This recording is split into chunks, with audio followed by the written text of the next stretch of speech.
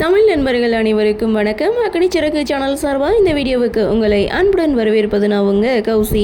கார்த்திக் ரேவதி சீரியலுடைய அடுத்த எபிசோடுக்கான ப்ரோமோ என்ன அப்படின்றத பார்க்கலாம். ஒரு பக்கம் சாமுண்டீஸ்வரி ரேவதியை கல்யாணத்துக்கு சம்மதிக்க வச்சுட்டாங்க. ஆனாலும் ரேவதிக்கு சம்மதம் இல்லை அப்படின்றத தன்னுடைய அம்மா கிட்ட சொல்லிட்டு இருக்கத மாயா மறைஞ்சிருந்து பார்த்துட்டு இருக்காங்க.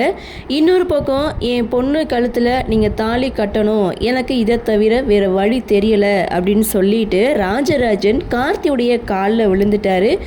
அட என்னமாம்மா நீங்கள் போய் ஏன் காலில் விழுந்துட்டு அப்படின்னு கார்த்தி சொன்னாலும் பாட்டியும் அதே தான் சொல்கிறாங்க. நீ தான் ரேவதி கழுத்தில் தாலி கட்டணும், அப்படி இல்லைன்னா எங்கள் உயிரே போயிடும் அப்படின்னு பாட்டி ஒரு பக்கம் எமோஷ்னல் பிளாக்மெயில் பண்ண கார்த்தியும் வேறு வழி இல்லாமல் பெரிய மனுஷன் இவ்வளோ தூரம் தான் பொண்ணுக்காக என் காலில் கூட விழ துணிஞ்சிட்டாரு. அப்படி இருக்கும்போது நான் ஓகே சொல்கிறேன் அப்படின்னு கார்த்தி ஒரு நல்ல முடிவாக எடுக்கிறாரு.